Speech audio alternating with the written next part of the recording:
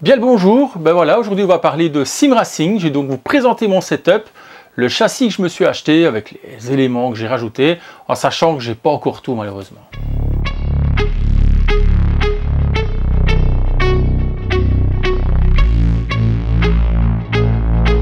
Let's go. 1, 2, 3, 4 steps I take from my bed to the floor. 5, 6, 7, 8. Will today be rough or will today be great? 9, 10, 11, 12. Lately I've been going through hell. 13, 14, 15, 16. Today's the day. Are you coming? Are you sick of being normal? I'm sick of being average. I'm sick of being mortal. I'm about to be a savage. I see a lot of things that I want, I will have them. I got a new mindset that I just established. I'll march through the cold with the nails on the... Bon alors voilà, ça fait un moment que j'en avais envie. J'avais déjà sim racing entre guillemets. Maintenant il est un peu passé de date, etc. Donc je me suis dit auto upgrade, on va y aller un peu. Hein. Donc c'est pas que j'ai été carrément. Donc il est clair qu'il y a moyen de craquer encore plus du slip que ce que je l'ai fait. J'estime que c'est déjà pas mal. Donc je vais vous présenter ça. On va commencer par quoi? On va commencer par ce que j'ai acheté en premier, donc le châssis. Donc le châssis, je l'ai acheté chez Trackracer. À la base, j'avais acheté un chez GT Omega, puis pour finir, non. Donc je suis parti sur un TR160S. Alors, quelle est la spécificité de ce châssis? En fait, le TR160S déjà est dans deux coloris, soit en noir, soit en bleu. Moi, je l'ai pris en bleu alpine. Pourquoi? Pourquoi pas en même temps, pour changer un peu, parce que tous les sim racing sont noirs hein, généralement. Donc là, je me dis un peu de fantaisie, on va partir sur le bleu, avec des petites lignes rouges, donc c'est des petits lacets rouges qui se mettent dans le châssis. Donc ça, c'était le premier achat, donc avec le support écran, des supports haut-parleurs, tapis de sol, support pour butt kicker. Si vous ne savez pas ce que c'est un butt kicker, je vous expliquerai ça dans la vidéo. Donc j'avais un peu commandé tout chez Track Racing et malheureusement j'ai pas tout reçu. J'ai reçu le châssis, j'ai reçu le support écran, mais je n'ai pas reçu les supports pour les 5 haut-parleurs, donc 5.1. Je n'ai pas reçu le support pour le butt kicker, donc malheureusement, parce que le butt kicker est branché, mais je ne peux pas en profiter. Et je n'ai pas reçu le tapis de sol, ce qui est vraiment embêtant, parce que vu le poids du bousin maintenant qu'il est assemblé, il va falloir le bouger, le soulever, mettre le tapis, et puis le ressoulever, vous mettre dessus. Ça va être festival. Donc j'espère que j'ai des copains qui vont venir m'aider, parce que tout seul, je ne vais pas y arriver, là, c'est vraiment très lourd. Alors, une fois que j'ai reçu le châssis, j'ai commandé le volant. Donc, qu'est-ce que j'ai fait? J'ai commandé donc un volant chez Fanatec, de base Direct Drive. Dites les gars, il est complètement barré lui. En fait, je vais essayer de vous expliquer c'est quoi le Direct Drive, parce que j'annonce ça comme ça, Direct Drive. Et ça serait peut-être intéressant d'expliquer ça correctement. En fait, les moteurs Direct Drive, c'est quoi? C'est un peu dans le titre, Direct Drive. Donc, l'axe où vous avez votre volant est directement raccordé, et directement... c'est le moteur en fait. Les volants que vous pouvez acheter souvent en grande surface, je vais dire le Thrustmaster T, le T150, le 300 ou le G29 de chez Logitech, c'est pas des direct drive, c'est-à-dire que le moteur n'est pas raccordé directement, c'est pas l'arbre du moteur qui sort et où le volant est connecté dessus. C'est le moteur, il y a tout un système de courroies. Et c'est ce système de courroie qui vient, lui, donner l'effet retour de force. Le direct drive, c'est pas ça. Vous avez l'axe directement dans le moteur. Je ne sais pas si vous avez déjà vu un moteur de machine à lessiver, par exemple. C'est le même principe. C'est un axe. Vous pouvez faire tourner tant que vous voulez. D'ailleurs, vous savez quoi? Je vais vous montrer ça tout de suite. Voilà, alors là, on est sur un direct drive. Donc, on a le moteur ici. Donc, ça, c'est vraiment le moteur. Hein, donc, bobinage, etc. Tout ce qui compose un moteur. L'axe du moteur, qui, lui, est ici. Et si on regarde bien, il n'y a pas de butée, ça tourne non-stop. Alors vous allez me dire, ouais, mais ça sert à quoi et quels sont les avantages du direct drive par rapport à un moteur traditionnel? En fait, vu qu'il n'y a pas de roue dentée, de courroie, de crémaille, enfin quoi que ce soit d'autre, le mouvement n'est pas, on ne sent pas de vibration dans le moteur. C'est-à-dire que c'est complètement libre et on n'a pas cette sensation qu'on a avec les autres volants de cran, de je schématise et j'exagère, hein, mais quand on tourne, on sent un peu comme une sensation je sais pas trop comment expliquer ça, de cran, vraiment comme une sensation de cran. Vous voyez ici, il n'y a aucune limite au niveau du sens de rotation. Bon, là maintenant il est activé, donc forcément il y a une résistance et on sent qu'il va reprendre sa position 0. Mais normalement il n'y a aucune butée. c'est en mouvement continu. Les volants qui ne sont pas en direct drive, il y a une butée chaque fois qui peut être à 180 degrés d'un côté et de l'autre. Enfin, c'est au niveau de l'angle, généralement, on est à un tour complet peut-être à gauche et un tour complet à droite, je ne sais plus exactement. Mais c'est ça, en fait, qui fait la différence. Et pourquoi donc le direct drive est mieux? C'est qu'on a vraiment entre le volant, vos mains qui tiennent le volant et le moteur, on est en contact direct, on est en direct drive. Voilà, je ne sais pas trop comment vous expliquer ça autrement. Pour moi, la différence, elle est frappante entre un autre et celui-là. Et l'autre avantage du fait d'avoir un direct drive, c'est que informatiquement, donc électroniquement, vous pouvez lui générer des butées. Et c'est ça, en fait, moi qui m'intéressait surtout avec le direct drive. Au-delà du fait que les sensations sont décuplées par rapport à un volant, donc comme j'avais avant, le T300 RS, c'est que comme on peut lui mettre des butées là où on veut, bah imaginez, vous jouez à Sega Rally. Bon, la butée, elle est plus ou moins, vous la mettez là. Vous jouez à Scud Race, la butée, elle est où? Elle est là, vous la mettez là. Vous voyez, vous pouvez un peu paramétrer comme vous voulez votre volant. Donc du coup, c'est un petit peu ce que j'espère pouvoir régler dans les jeux d'arcade que je compte aussi pouvoir jouer sur mon simulateur. De base, Direct Drive, sont rares les marques qui proposent une compatibilité PS5. Donc soit on a Trustmaster, soit on a Logitech, soit on a Fanatec. Il faut savoir que dans ces trois marques-là, celui que j'ai acheté, c'est le meilleur. Il n'y a pas tortille du cul, c'est clairement le meilleur. Donc, il n'y a pas que moi qui le dis. Hein, donc, il suffit d'aller regarder Super Chicane ou d'autres, il y en a plein. Clairement, par rapport à ces trois marques-là, le Fanatec que j'ai choisi est clairement au-dessus du lot. Donc, c'est le CSDD Plus en 15 Nm. 15 Nm en continu, donc en gros la force qu'exerce le moteur, généralement on parle en force pic, donc 20 Nm pour certains, ou 12, ou 8, ou 5, ou 4, voilà, ça commence à partir de 2,5 je crois pour le Logitech, le G29, je crois que c'est 2,5 Nm, après on passe à 4 Nm avec le T300 RS, et puis on passe à 5 Nm avec le Fanatec, le CSLDD, qui lui est en 5 Newton, après il y a le 8 Newton, et puis il y a le 12 Newton, il y a le 15 Newton maintenant, donc celui-là, qui lui en fait, avec le 15 Nm en continu, ne travaille pas en pic, permet d'avoir du 15 Nm en continu et pas du 20 Nm en pic. Ce qui apparemment, donc moi j'ai pas vraiment eu l'occasion de faire le comparo approfondi parce que j'ai pas le matériel sous la main, c'est par des expériences de courte durée. Effectivement, entre un DD et un DD2 qui lui monte plus haut, avec celui-ci, il n'y a pas une différence en fait. Pourquoi? Parce que généralement quand on roule, par exemple moi j'aime bien de rouler en GT, les GT ont souvent des directions assistées. Donc on ne ressent pas non plus, c'est pas un volant super dur.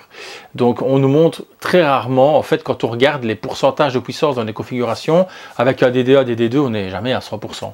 On est de l'ordre de 70, 75%, 60%, ça dépend un petit peu de l'utilisateur. Ils sont rares en tout cas ceux qui commencent à jouer, ou en tout cas ils ne jouent pas pendant des heures avec du 100%, des 20 Nm, des coups à 20 Nm qui se donnent, ça peut quand même être assez désagréable en fait. Donc moi je me suis dit le 15 Nm en constant, à mon avis ça va être largement suffisant. Donc ce que j'ai fait c'est que j'ai acheté donc un kit, ils font un CSDD Extreme. Et en fait ce CSDD Extreme c'est un pack spécialement fait pour PS5, compatible PC toujours, qui comprend un volant. Et ce volant en fait il a la particularité d'être aux couleurs, enfin, entre guillemets, je vais pas dire les couleurs, mais tout ce qui est boutons, etc., c'est une manette PS5 en fait. Donc c'était le volant idéal pour quelqu'un comme moi qui jouait aussi bien sur PC que sur PS5. En sachant que les volants, les moteurs comme ça, Fanatec, on peut très facilement changer le volant. Donc je vais aller vous le chercher.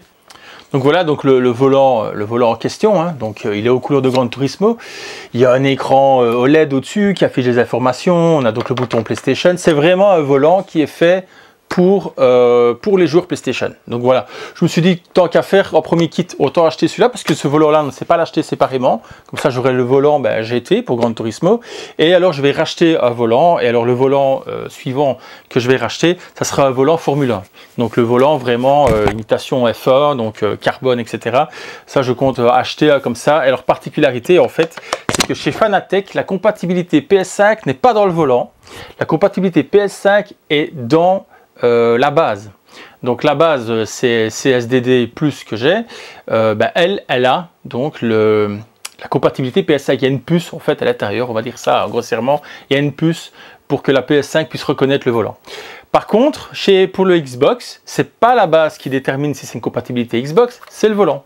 Donc si mon volant suivant, je prends le F1 compatible Xbox, ça va rendre ma base compatible aussi bien PS5 que Xbox. Et c'est là tout l'intérêt du jeu en fait, d'avoir pris cette base là. C'est qu'une fois que j'aurai changé, j'aurai acheté un deuxième volant, si je veux à un moment donné jouer sur Xbox, je mets mon volant F1. Et si je veux jouer sur PC, PS5 à un jeu GT comme un Forza ou autre, je mets un Assetto Corsa hors GT, je mets ce volant là qui lui est rond et conviendra parfaitement. Et si je veux faire un F1 2024 par exemple, que ce soit sur PC, sur Xbox ou sur PS5, je mets mon volant F1 et les trois passeront à ce moment-là.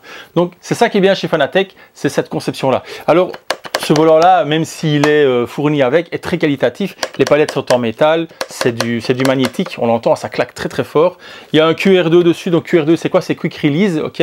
Donc le Quick Release de base dans ce pack-là, c'est le Light, celui en plastique. Savoir que chez Fanatec, ils proposent deux options. C'est le QR2 tout court, donc pas Light, qui lui est en métal noir. Et ils ont le QR2 qui est lui Elite, qui lui est même de la couleur officielle de la FIA, donc c'est doré en fait, la bague est en full métal, c'est moulé d'une pièce et c'est en doré, donc il est bien plus qualitatif, mais c'est 200 € juste le QR.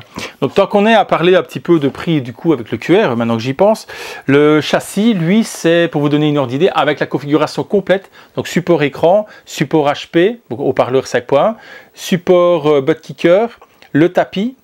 Je pense que c'est tout. J'ai pas pris le siège chez Track Racer. J'étais à 1250 € je crois pour le châssis.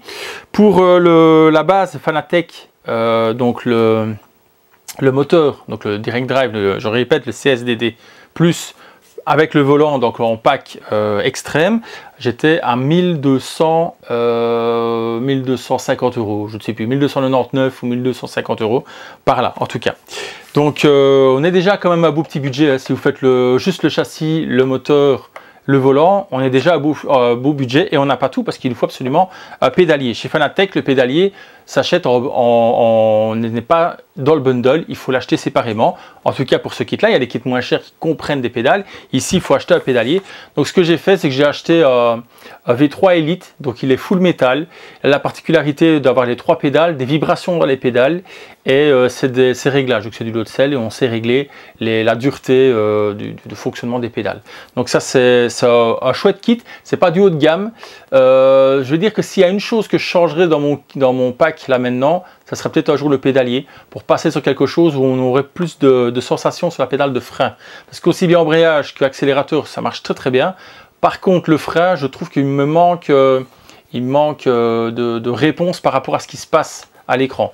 Maintenant, ça marche très très bien, ça n'a aucune comparaison avec un pédalier d'un T300 RS ou d'un G29, les volants qui sont les plus courants, plus couramment vendus, ça n'a rien à voir, on est sur une qualité bien au-dessus, mais par rapport maintenant à l'ensemble de mon châssis, la configuration du châssis, c'est la petite chose qui fait que peut-être que si je veux level up, ce serait peut-être la chose à faire. Donc le châssis que j'ai choisi est ultra rigide, hein, donc il faut savoir que c'est des profilés alu rainurés, donc ça s'assemble avec des petits inserts filetés et des vis en M6 ou M8 selon le type de montage, et c'est très rigide et c'est très long à monter. C'est-à-dire que moi j'étais tout seul, faut savoir qu'en ce moment, petite parenthèse, je suis malade. J'ai une saloperie, mais enfin là on est sur du domaine du privé, donc on va pas rentrer là-dedans. Ce qui fait que je tourne vraiment au ralenti, mais très franchement je suis vraiment au ralenti. C'est compliqué, les mains qui tremblent, etc. Donc avec les traitements, donc j'ai pris beaucoup de temps pour assembler ce châssis. Sinon, une fois qu'on a le pédalier, le kit volant, qu'on a le châssis, il manque un siège. Donc moi ce que j'ai fait, c'est que j'ai pris un officiel de chez Sparco. Pourquoi? Parce que bon, tant qu'à faire, quand on voit le prix des sièges chez Track Racer, GT Omega ou autres, tous ces vendeurs de châssis, les sièges sont bien, mais ne sont pas non plus d'un grand confort. Ici je suis sur un Sparco, un vrai Sparco. Donc il est homologué FIA, donc c'est un bon siège Sparco, on est très bien installé dedans.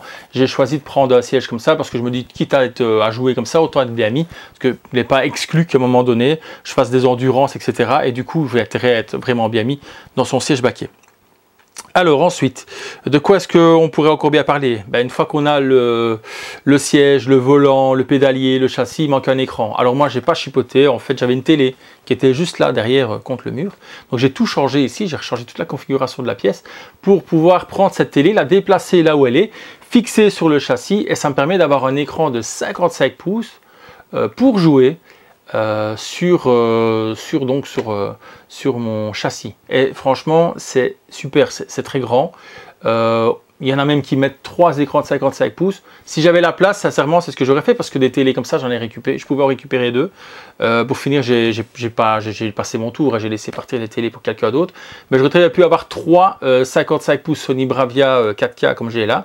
Malheureusement, voilà, je n'avais pas la place. Puis je me suis dit, au moment donné, on va commencer quand même assez cool. C'est déjà pas mal un 55 pouces. Il y a des gens qui jouent sur châssis avec des 24 pouces. Donc moi, avec un 55 pouces, je suis déjà très bien. À savoir qu'en vue interne, quand je me mets en vue tableau de bord, le pare-brise est déjà bien devant moi, quoi. J'ai déjà une vue périphérique assez large, donc voilà, c'est déjà franchement pas mal. Sinon, il y a aussi la possibilité de jouer sur un triple screen de 32 pouces, mais bon, on perd en hauteur et c'est le genre de choses moi qui me dérange un peu. Ça me sort de l'immersion, c'est la hauteur en fait. C'est bizarre, hein.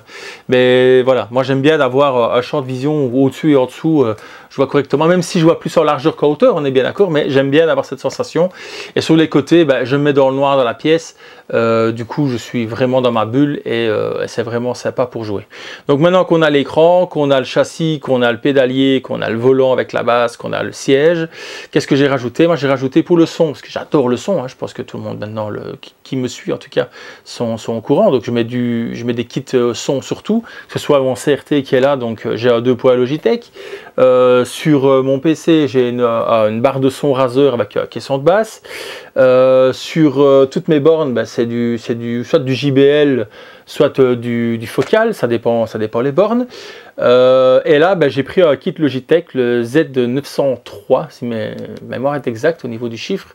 Donc c'est un kit 5 poids qui est assez puissant, donc en watts pic, on parle de 1000 watts, on n'y est pas, en RMS, on doit être à mon avis, avoir testé comme ça sur du 300-350 watts, ce qui est déjà franchement pas mal, en sachant que vous avez les baffles vraiment à proximité de vous. Les haut-parleurs sont vraiment tout près de vous, ils sont fixés au châssis normalement. Quand j'aurai les kits de fixation de chez Track Racer, je pourrais dire qu'ils seront fixés au châssis. Donc c'est fixé au châssis, c'est vraiment tout dirigé vers nous avec le caisson de basse. Je mets jamais à fond, hein, ça sert à rien. Je pense j'ai peut-être joué une fois que j'étais un peu plus de la moitié et là déjà ça pulse vraiment très très fort. On m'entend je vais à côté, on m'entend dans la pièce à côté. Donc c'est pas pour c'est largement suffisant en fait, c'est très très largement suffisant. Pour un peu plus de sensations, en fait, j'ai aussi rajouté un butt kicker. Donc le butt kicker m'a été offert par Mike de Vega TV. Encore merci à lui. Il l'avait acheté en 2016 pour mettre sur son châssis. Il n'a jamais réussi à l'installer. Donc depuis tout ce temps, donc 2016, on est quand même en 2024, donc ça fait 8 ans, il était chez lui et il avait abandonné à l'idée d'arriver à le placer parce qu'il n'y arrivait pas. Moi donc je l'ai repris, je l'ai connecté comme je pensais faire mes branchements, ça fonctionne parfaitement. Donc pour les branchements du butt kicker et du son, qu'est-ce que j'ai fait? Parce qu'il faut savoir que j'ai plusieurs systèmes du coup qui vont aller sur la télé, et pour ne pas devoir avoir un sélecteur au niveau des entrées, sorties son et passer d'un système à l'autre, qu'est-ce que j'ai fait? J'ai repris le son de la télé, sachant que la télé est compatible DTS, 5 poids, etc. Enfin, les Dolby Digital, tout ce qu'on veut. Elle décode tout ça. Donc j'ai repris le son de la télé qui est renvoyé vers le kit 5 poids avec un doubleur vers le butt kicker. Il faut savoir que le butt kicker, on a simplement un réglage de fréquence, donc savoir quand on veut prendre le son ou pas. Et je l'ai réglé sur vraiment les infragraves. Du coup, j'ai des vibrations qui ressortent du butt kicker. Ça devrait normalement, à terme, quand j'aurai le support, faire vibrer mon siège en fait, en cas de choc, en cas de tu montes sur des vibreurs ou autre chose, comme ça tu peux configurer ça. Savoir que du coup en faisant comme ça, c'est un réglage standard qui va fonctionner sur tous les systèmes. Idéalement, s'il n'y avait qu'un PC dessus, je pourrais brancher le butt kicker sur le PC et dire au soft butt kicker dans l'ordinateur de seulement faire passer dans le butt kicker des sons bien précis par rapport au jeu. Donc par exemple, on lance Assetto Corsa et on peut dire au soft, voilà, quand la voiture monte sur vibreur, tu vibres de telle façon, quand la voiture prend un choc à l'arrière, tu vibres de telle façon, quand la voiture passe un rapport, tu vibres de telle façon, et ainsi de suite. Et ça, c'est beaucoup plus paramétrable quand on ne joue que sur PC. Vu que je suis sur PS5 et sur PC, ben voilà, j'ai fait l'abstraction de ça. Je vais avoir une vibration qui sera la même pour chaque problème rencontré sur la course. Il faut savoir que malheureusement, quand c'est comme ça, si vous écoutez de la musique dans votre jeu, les basses de la musique vous rentrez dans le butt kicker. Donc ce que je fais, moi je coupe la musique. Je ne garde que les sons de course. Comme ça, je n'ai que ça en vibration. J'enlève les musiques. Si je veux écouter de la musique, ben, j'ai une chaîne hi-fi juste à côté. Je tape un peu de musique comme ça et j'ai une ambiance musicale pendant que je joue. Je peux très bien faire comme ça.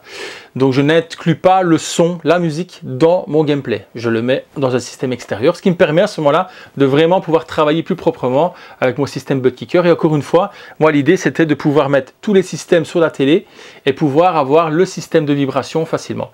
En sachant que le butt kicker ne fonctionne pas non plus dans tous les jeux. Il faut que le jeu soit adapté, entre guillemets, soit pris en charge par le butt kicker. Et comme moi, en fait, l'idée aussi n'est pas de jouer uniquement à des jeux comme Assetto Corsa ou autres. Je parle d'Assetto Corsa parce que j'y ai joué il n'y a pas longtemps, mais il y a d'autres jeux qu'on peut jouer sur PC en simulation. Il y a énormément de jeux. Je ne veux pas jouer seulement à ça. En fait, l'idée, je n'ai pas encore réussi vraiment à 100% à obtenir le résultat que je voulais, c'est de lancer des jeux arcade. Donc par exemple, regretter Scud Race. Donc jouer à Scud Race sur mon simulateur. Il faut savoir que les jeux 3D ont des versions 16.9, il suffit de les chercher, il y a moyen de les trouver. Donc il y a des versions 16.9 et qui sont en plus via l'émulateur upscale en 4K. Donc il y a moyen de jouer par exemple à Daytona USA 2 pour l'avoir fait sur un écran 4K d'une qualité d'image top pour des graphistes de l'époque, qui passe vraiment top sur un écran comme ça. Donc là, en fait, le but, même si je suis d'accord, le fait d'avoir de l'objet, je ne vais pas faire le malin avec ça. C'est clair que si j'avais eu le choix d'avoir un simulateur et une borne racing, donc pas une sim cab, mais vous avez compris, une race cab, voilà, c'est le mot que je cherchais, comme une Scud Race, parce que je trouve que c'est celle que je préfère. Si j'avais eu la place, je l'aurais fait. Bon, comme j'ai pas la place, encore une fois, à toute raison gardée, il faut rester un peu raisonnable. Donc je vais essayer de faire en sorte que mon simulateur racing puisse en même temps faire de l'arcade. J'ai déjà un petit résultat qui n'est pas trop dégueulasse, pas sur Scud Race malheureusement, sur Daytona USA 2, oui j'ai un résultat qui n'est pas dégueulasse. Donc voilà, il y a des réglages à faire, il y a beaucoup de boulot, il y a des patchs, il y a des correctifs à ajouter dans les jeux, etc. Enfin voilà, c'est vraiment du travail. J'espère que je vais y arriver parce que sincèrement, c'est quelque chose qui me plairait, c'est d'avoir la possibilité de jouer à des jeux d'arcade sur mon sim racing. Maintenant, quand je parle d'arcade, il y a des jeux qui passent très très bien là-dessus. Need for Speed, Forza Horizon, ça passe super bien sur le simulateur. Et on est aussi un petit peu pas vraiment dans de l'arcade comme à l'époque avec les bons vieux jeux Sega. Mais bon, c'est fun à jouer, on peut faire du hors-piste, on peut faire du drift, on peut faire du rallye, on peut faire un peu tout ce qu'on veut. Et c'est ça en fait, moi ce que je veux, c'est pouvoir faire tout. Sinon, qu'est-ce que je dirais bien d'autre? Ce qui reste donc à acheter pour compléter, ça sera le levier de vitesse frein à main. Donc ça, je ne l'ai pas acheté maintenant, je m'attends un petit peu, je me prends un peu de temps pour déjà profiter un peu comme ça, parce que l'air de rien, au niveau des dépenses, si vous faites le compte de tout, aussi bien le siège, le kit son, le châssis, le volant, enfin tout ça, si vous prenez le compte de tout, on est déjà à quelques beaux billets. Donc le kit son c'est 300 €, le siège c'est 400 €, ça fait déjà, donc on peut rajouter 700 €, j'étais à 1250 €, ça fait 1950 €, vous rajoutez les 1300 €, on va arrondir, du système Fanatec, faites le compte, il y a d'autres choses qu'à mon avis j'ai oublié, j'ai un support pour smartphone que j'ai rajouté, ce genre de petites bêtises. Des chaussures, c'est des chaussures, parce que oui, on voit dans mon teaser, c'était très drôle, je mets mes chaussures, etc. Les chaussures, c'est vrai que je les mets réellement, parce que j'ai pas envie d'abîmer mes pédales avec des chaussures de ville que je mets pour l'extérieur, et avec des pantoufles, c'est vraiment pas top. Donc j'ai des chaussures exprès, oui, j'ai une paire de Sparco en 43 que je mets expressément pour jouer sur mon simulateur. Voilà, c'est beaucoup plus cool. Alors, chose aussi qui est marrante, c'est que j'ai ma fille donc, qui a 11 ans, qui joue sur le simulateur. Elle met son ex, donc j'avais gardé son réhausseur, elle avait un réhausseur de la voiture avant de passer sur suppression du réhausseur parce qu'elle avait la taille requise. Ce réhausseur-là, moi j'avais acheté un Sparco, parce que bon voilà, bon, on se refait pas, hein, donc réhausseur Sparco. Le réhausseur Sparco va dans le siège Sparco, et alors du coup elle sait jouer. Voilà, je ravance les pédales, avec il y a 2 poignées, on ravance les pédales, on resserre, je ravance le siège simplement, donc il coulisse, hein. Je redresse le dossier et elle peut jouer, Elle a fait quelques parties à Gran Turismo en manuel, s'il vous plaît, hein, donc je suis assez fier d'elle, en manuel, et ça passe très très bien. Donc voilà. Bah écoutez, donc oui, pour tous ceux qui ont laissé des commentaires sur le teaser, ben, c'était bien, ils avaient vu juste, en même temps, j'allais pas me lancer dans la course automobile comme ça, hein. Ça aurait été un peu drôle. Donc oui, c'était un petit teaser comique pour dire, de me montrer à quel point je m'étais investi pour le sim racing. Je pense pas que je vais streamer des parts de sim racing, etc. C'est vraiment pour moi, pour profiter moi. Vraiment, c'est individuel, hein, vraiment, là, ça sera du individuel. Bon, s'il y a des potes qui veulent venir jouer, ils peuvent venir jouer, mais c'est vraiment pour mon propre plaisir. C'est une config que j'ai fait qui me convient à moi. Donc voilà, il y a d'autres personnes, ça ne conviendrait pas. Moi, c'est le genre de setup qui me convient parfaitement. Je suis très bien installé dedans. Je pense avoir bien choisi les différents composants. Donc forcément, quand on se lance dans des trucs comme ça, on ne se lance pas tête baissée à acheter des choses à gauche, à droite en disant ça va aller. On se renseigne un minimum. Pour ça, je conseille vraiment la chaîne Super Chicane. C'est la chaîne de sim racing que je préfère pour le moment, en tout cas, avec Olive Bois, le roi du bocal. Là. Donc ils ont un Discord, et sur le Discord, ils sont très sympas, et ils aiguisent, et ils aident, etc. J'avais déjà mon idée avant d'aller sur le Discord. Je savais plus ou moins déjà ce que je voulais. Déjà au niveau de la base, j'étais déjà pratiquement conquis au fait d'acheter celle-là. Par contre, au niveau du châssis, je voulais être sûr si vraiment c'était bon, et si les évolutions futures sur le Track Racer étaient possibles. Et par exemple, je peux lui rajouter les vérins pour avoir sur 4 vérins les mouvements de caisse. Ça, je pourrais. Ça coûte 3500 €, juste le sous-châssis en fait, parce que ça vient se mettre en dessous. On n'y est pas là, clairement, on n'y est pas. On va rester tranquille un moment. Voilà, écoutez, après cette petite présentation, vous aurez peut-être déjà vu des vidéos, peut-être que je vais faire une vidéo à la fin. Je ne sais pas, parce que je fais tout à l'arrache. Là, j'ai fait intro, mon texte que j'ai pas écrit, hein, que je fais comme toujours à l'arrache. Donc soit je vous remets des vidéos pour terminer la vidéo, soit je vous ai déjà mis des vidéos au milieu, je vous remettrai quand même une vidéo à la fin. Je ne sais vraiment pas ce que je vais faire. Donc je vous dis, on se revoit quand on se revoit. Ah, ciao. Nails on the pavement, I'll shovel that coal just to get out the basement. My story will be told, helping others make changes. I'll be so bold, they will watch in amazement. Am I gonna fail?